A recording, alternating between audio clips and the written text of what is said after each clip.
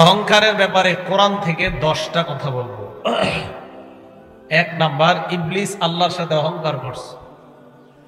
সূরা বাকারার 34 নাম্বার আয়াত আল্লাহ বলেন, ওয়াইয কুল্লা লিল মালাইকাতি ইসজুদু লিআদামা ফাসাজাদু ইল্লা ইবলিস আবা ওয়াস্তাকবারা ওয়া কানা মিনাল কাফিরিন। আল্লাহ বলেন, আমি আদমকে বানাইলাম, বানানোর পর ফেরেশতাদেরকে আমি বললাম তোমরা আদমকে সিজদা করো। ইবলিস ছাড়া সবাই সিজদা করেছে, ইবলিস সিজদা করে নাই। আবা, ইবলিস অস্বীকার করলো, ওয়াস্তাকবারা, অহংকার করলো, ওয়া কানা মিনাল কাফিরিন, কাফেরদের অন্তর্ভুক্ত হয়ে গেল। আমি বললাম আদমকে সিজদা করো, সবাই করলো, ইবলিস ছাড়া।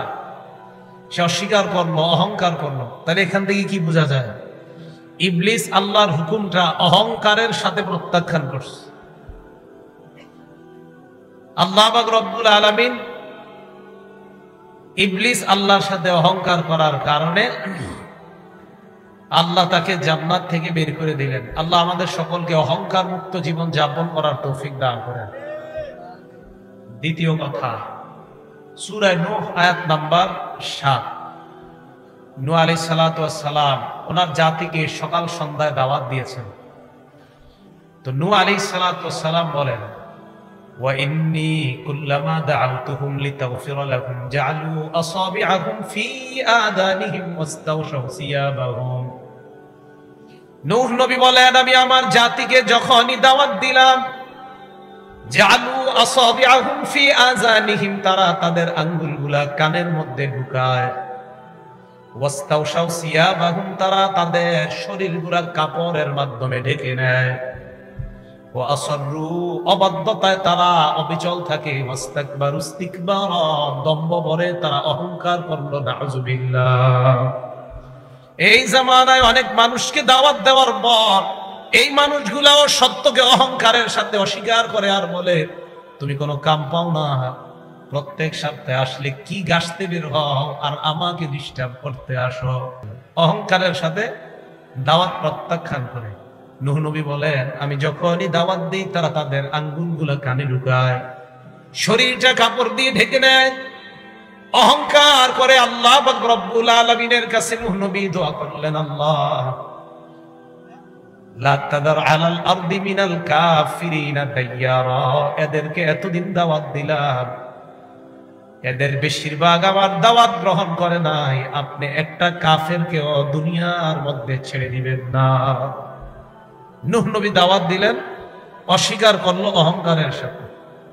3 নাম্বার, সূরা ফুসসিলাত আয়াত নাম্বার 15 এবং 16 আল্লাহ বলেন, ফাআম্মা আদুন ফাস্তাকবারু ফিল আরদি বিগাইরিল হক। হুদ আলাইহিস সালাতু ওয়াস সালামের সম্প্রদায়ের নাম হলো আদ জাতি। এই আদ জাতি অন্যায়ভাবে দুনিয়াতে অহংকার করে। আদ জাতিকে আল্লাহ প্রচন্ড শক্তিশালী বানিয়েছেন, পাহাড় কেটে ঘর বানাইতে পারত। আদ সম্প্রদায় শক্তির অহংকার আর বরত্ব এক পর্যায়ে, এমন পর্যায়ে পৌঁছে যায়, আদ সম্প্রদায় কয়, ক্বালু মান আশাদ্দু মিন্না কুওয়া, আমাদের চাইতে শক্তিশালী আবার কে আছে? আল্লাহ জবাব দিয়ে দেয়, আওয়ালাম ইয়ারাউ আন্নাল্লাহাল্লাযী খালাকাহুম হুয়া আশাদ্দু মিনহুম কুওয়া, তারা কি লক্ষ্য করে না যে আল্লাহ তাদেরকে বানিয়েছেন ওই আল্লাহ তাদের চেয়ে কোটি গুণ বেশি শক্তিশালী। এরা শক্তির অহংকার করলো, আমাদের চেয়ে বড় শক্তিশালী কে আছে? তাহলে প্রথমে ইবলিস সত্যকে অহংকারের সাথে অস্বীকার করলো, নূহ নবীর জাতি দাওয়াতকে অহংকারের সাথে অস্বীকার করলো, আদ জাতি তাদের শক্তির অহংকার করলো। আল্লাহ সূরা ফুসসিলাতের 16 নম্বর আয়াতে বলেন, فأرسلنا عليهم ريحا صرصرا في أيام نحسات, আমি আল্লাহ তাদের উপর আযাব প্রেরণ করলাম 7 দিন 8 রাত পর্যন্ত, 7 রাত 8 দিন পর্যন্ত ধারাবাহিক তাদেরকে আমি আযাব দিলাম। এই অশুভ দিনে আমি আল্লাহ তাদের উপর ঝড়ো হাওয়া প্রবাহিত করলাম, এমন বাতাস আমি তাদের উপর পাঠাইলাম। লিনুযীকাহুম আযাবাল খিজি ফিল হায়াতিদ দুনিয়া, আমি তাদেরকে ভোগ করাইলাম, পার্থিব জীবনে লাঞ্ছনা শাস্তি ভোগ করাইলাম। আল্লাহ বলে, শোনো মানুষ, ওয়ালা আযাবুল আখিরাতি আখযা, আখিরাতের আযাব কিন্তু আরো লাঞ্ছনাদায়ক। বলেন নাউযুবিল্লাহ। কালকে আমি আপনি কবরগ্রস্ত হব না, এটার কোনো গ্যারান্টি নাই। আল্লাহ বলে, শোনো, দুনিয়াতে আযাব, লাঞ্ছনার আযাব তো আমি তোমাদেরকে ভোগ করাইলাম, আখিরাতের লাঞ্ছনা আরো কঠিন। আখিরাতের আযাবের যে লাঞ্ছনা হবে, আখযা, আখিরাতের আযাবটা অধিক লাঞ্ছনাদায়ক হবে। ওহুম লা ইনসারুন, সেখানে এই শক্তিশালী আদ জাতিকেও সাহায্য করা হবে। তাহলে ইবলিস সত্যকে অস্বীকার করলো অহংকারের সাথে, নূহ নবীর জাতি দাওয়াতকে অস্বীকার করলো অহংকারের সাথে, আদ জাতি শক্তির বড়াই করলো, অহংকার করলো। আল্লাহ কয়, আমি এর চেয়ে বড় শক্তিশালী। 4 নাম্বার সূরা আরাফ আয়াত নাম্বার 75 এবং 76। সালেহ আলাইহিস সালাতু ওয়াস সালাম নবীর নাম, ওনার সম্প্রদায়ের নাম সামুদ সম্প্রদায়। এই আয়াতে আল্লাহ কি বলেন? قال الملأ الذين استكبروا من قومه للذين استضعفوا لمن آمن منهم أتعلمون أن صالحا مرسل من ربي। সালেহ নবীর সম্প্রদায়ের মধ্যে যারা কাফের নেতা, সালেহ নবীর সম্প্রদায়ের মধ্যে ওই সমস্ত নেতৃস্থানীয় ব্যক্তি যারা অহংকার করলো, এই আয়াত দ্বারা বোঝা যায় ক্ষমতা পাইলে মানুষ অহংকারী হয়ে যায়। ক্ষমতা পাওয়া এটা ভালো কথা, ক্ষমতা যদি আল্লাহ কাউকে দান করে এটা নিয়ামত আল্লাহর পক্ষ থেকে, তবে অহংকার আসাটা খারাপ। ক্ষমতা পাওয়া ভালো, নেতা হয়ে যদি জনগণের কাজ করা যায় ভালো, কিন্তু অহংকার এসে যাওয়াটা খারাপ। আল্লাহ বলেন তার সম্প্রদায়ের অহংকার নেতা যারা, এই অহংকার নেতৃস্থানীয় লোকেরা, আল্লাযীনা ইসতুদঈফু লিমান আমানা মিনহুম, সালেহ নবীর সম্প্রদায়ের যারা দুর্বল ঈমানদার, তাদেরকে বলল, আতা'লামুনা আন্না সালিহান মুরসালুম মির রাব্বি, তোমরা কি জানো সালেহ আল্লাহর পক্ষ থেকে একজন প্রেরিত পয়গম্বর? সালেহ নবীর সম্প্রদায়ের ঈমানদাররা জবাব দেয়, ইন্না বিমা উরসিলা বিহি মুমিনুন, সালেহ নবীকে যা দিয়ে প্রেরণ করা হয়েছে আমরা সব স্বতঃস্ফূর্তভাবে মেনে নিলাম। দুর্বলরা কয় আমরা ঈমান আনছি, অহংকারীরা এবার কি জবাব দেয় দেখেন। ক্বালাল্লাযীনা ইসতাকবারু ইন্না বিল্লাযী আমানতুম বিহি কাফিরুন, অহংকারী নেতৃস্থানীয় লোকেরা কয়, ও দুর্বল মানুষ, তোমরা যেটাকে মানো আমরা সেটাকে অস্বীকার করি। দুর্বলদেরকে বলে, তোমরা যা বিশ্বাস করো আমরা এটা অবিশ্বাস করি। তাহলে অহংকারের কারণে তারা ঈমান আনে না। ক্ষমতার অহংকার এমন পর্যায়ে তাদেরকে নিয়ে গেছে, এখন সত্যকে আর গ্রহণ করতে চায় না। আল্লাহ আমাদেরকে হেফাজত করেন। 5 নাম্বার কথা, সূরা আরাফের 88 নাম্বার আয়াত, দেখেন কি বলে আল্লাহ। قال الملأ الذين استكبروا من قومه لنخرجنك يا شعيب والذين آمنوا معك من قريتنا أو لتعودن في ملتنا।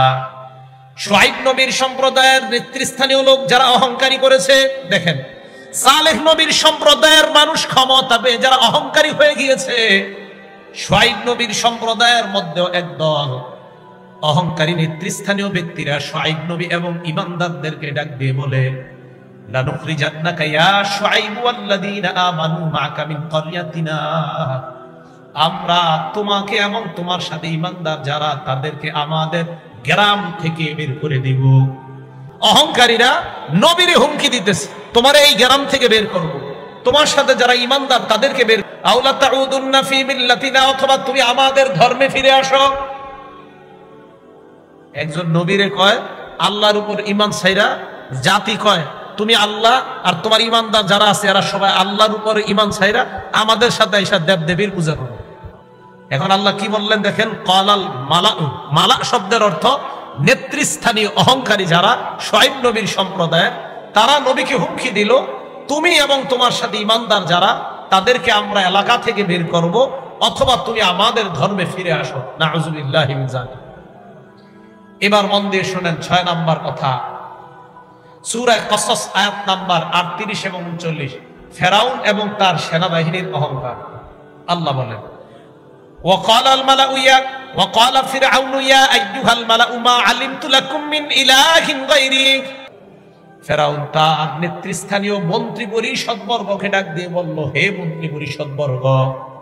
ফেরাউন তার মন্ত্রী পরিষদদেরকে ডাক দিয়ে বলল, হে মন্ত্রী পরিষদ বর্গ, মা আলিমতু লাকুম মিন ইলাহিন গায়রি, আমি তোমাদের জন্য আমাকে ছাড়া অন্য কাউকে আমি আল্লাহ মনে করি না, খোদা মনে করি না।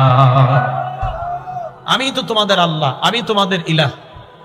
ফেরাউন কয়, হে মন্ত্রী পরিষদ বর্গ, আমি ছাড়া তোমাদের আর কোন ইলাহ আছে বলে আমার জানা নাই। অহংকার তারে কোন পর্যায়ে নিয়ে গেছে?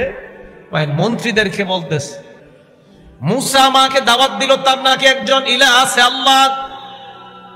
হামানকে ফেরাউন ডাক দিয়ে কয়, ফাউকিদলি ইয়া হামান আলাত-তিন, হামান তুমি মাটি পুরাও, ইট বানাও, বানানোর পর ফাজআললি সরহা, এই ইটের মাধ্যমে তুমি বিশাল বড় একটা প্রাসাদ বানাও।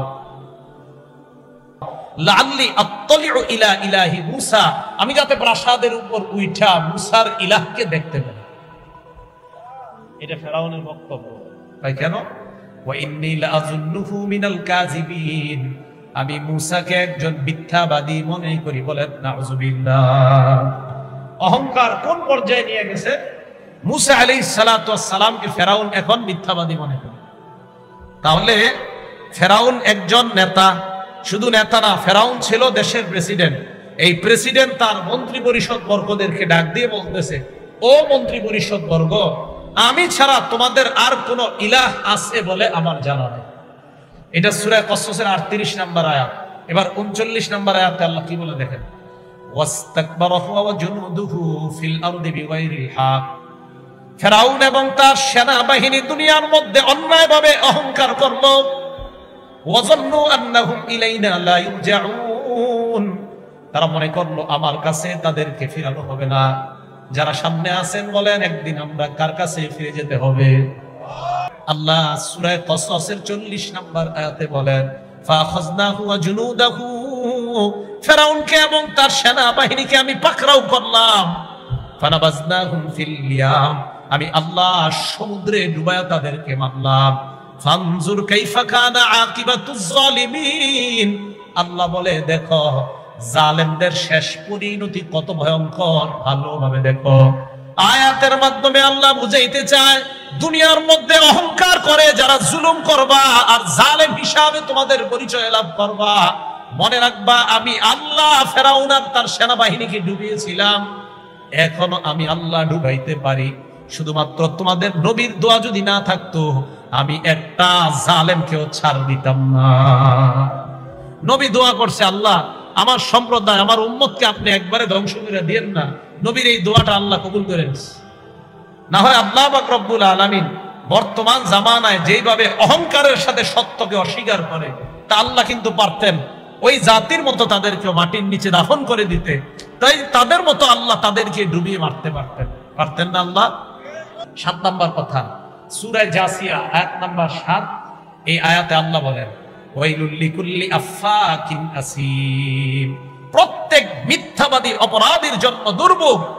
আল্লাহ বলেন, ইয়াসমাউ আয়াতিল্লাহ, আল্লাহর কোরআনের আয়াত শুনে, তুতলা আলাইহি, যেই কোরআন তাদের সামনে তেলাওয়াত করা হয়, সুম্মা ইউসিরু মুস্তাকবিরা, এরপরে অহংকারের উপর অটল থাকে, কাল্লাম ইয়াসমাহা, কোরআন তেলাওয়াত শুইনাও ভাব করে এমন যেন শুনে না।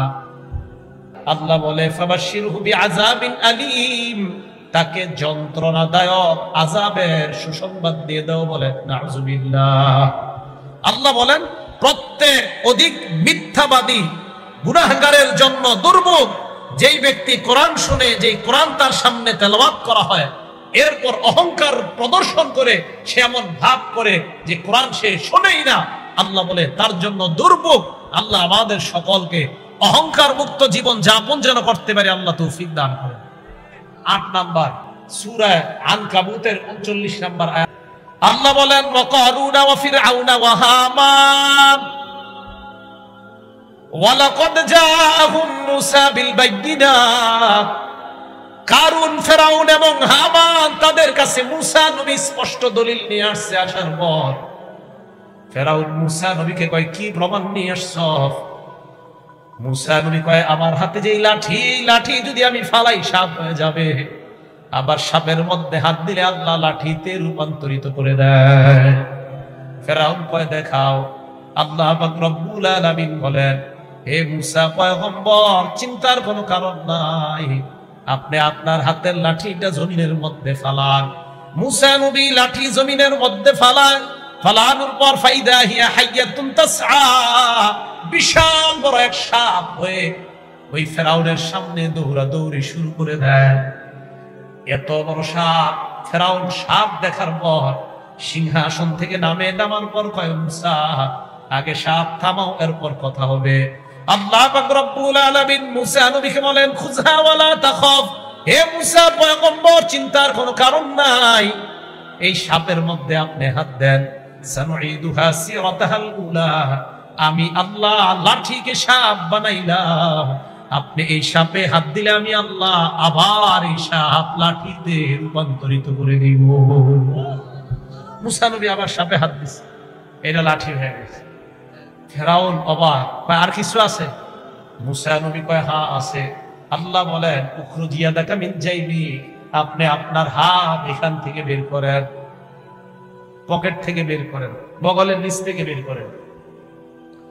মুসা নবী যখন হাত বের করলেন, আখরাজা ইয়াদাহু ফাইদা হিয়া বাইদাউ লিন-নাযিরিন, হাত বের করার পর মাটির কালারের হাত থেকে সুন্দর একটা আলো বের হয়ে যায়। আলো বের হওয়ার পর ফেরাউন কয়, সর্বনাশ, এটা আমার কি নিদর্শন?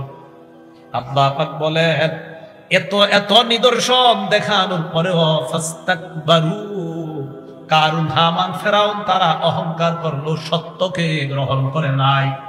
আল্লাহ পাক রব্বুল আলামিন বলেন, এরা বুঝতে পারছে মুসা যে একজন সত্য নবী, এরপরেও তারা অহংকারের কারণে সত্য গ্রহণ করতে পারে নাই। আল্লাহ বলেন, ফাকুল্লান আখাযনা বিযামবি, আমি সবগুলাকে পাকড়াও করলাম তাদের অপরাধের কারণে।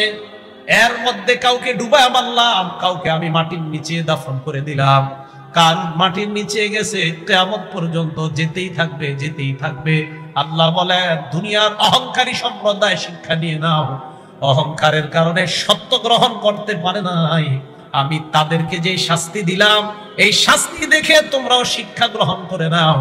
আমি আল্লাহ ধরা বড় কঠিন, বড় ভয়ঙ্কর, আমি ধরলে কাউকে ছাড় দিই না। অহংকার করা যাবে না, অহংকারের সাথে প্রত্যাখ্যান করে। আল্লাহ আমাদের সকলকে কথাগুলো বুঝে শুনে পৃথিবীর জীবনে যেন আমরা সামান্যতম অহংকার আমাদের মাঝে না আসে।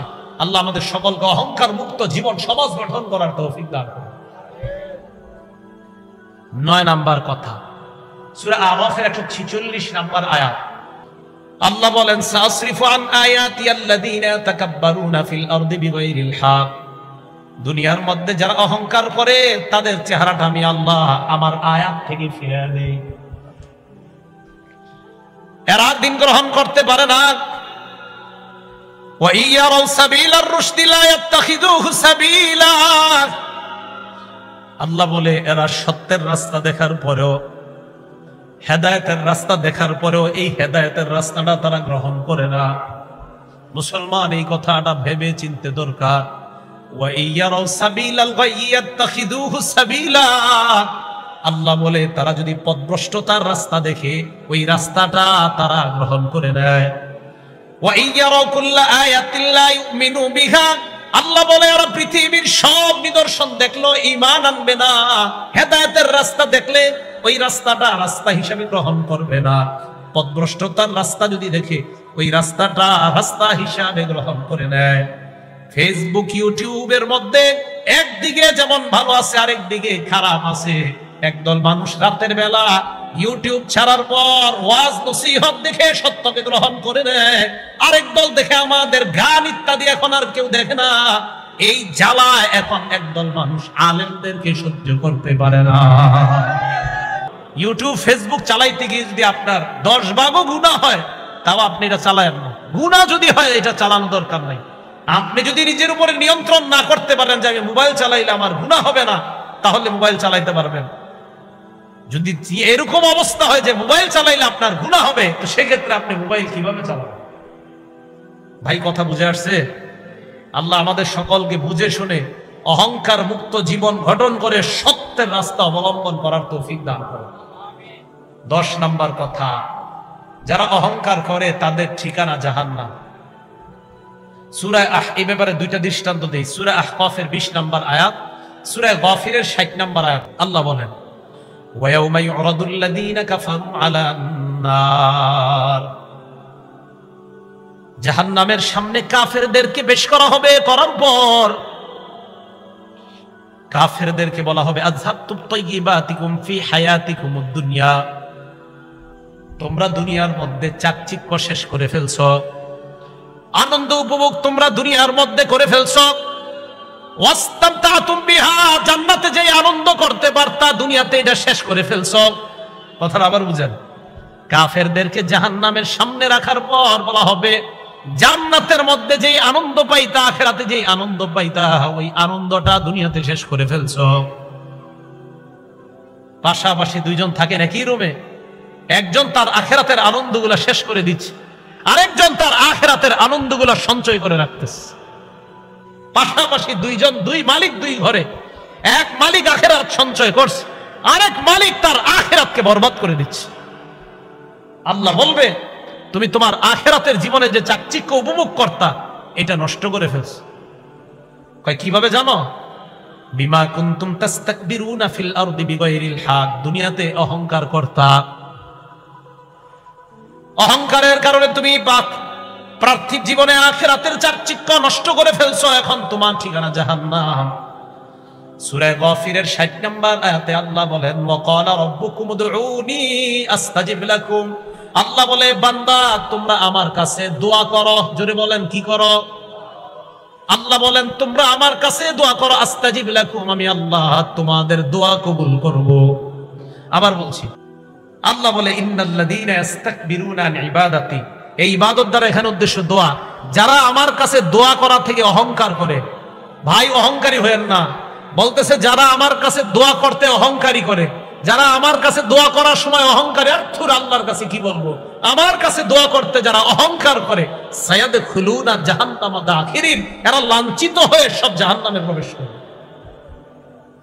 আল্লাহ আমাদের সকলকে অহংকার মুক্ত জীবন যাপন করার তৌফিক দান করেন। এই গেল কোরআন থেকে 10টা কথা।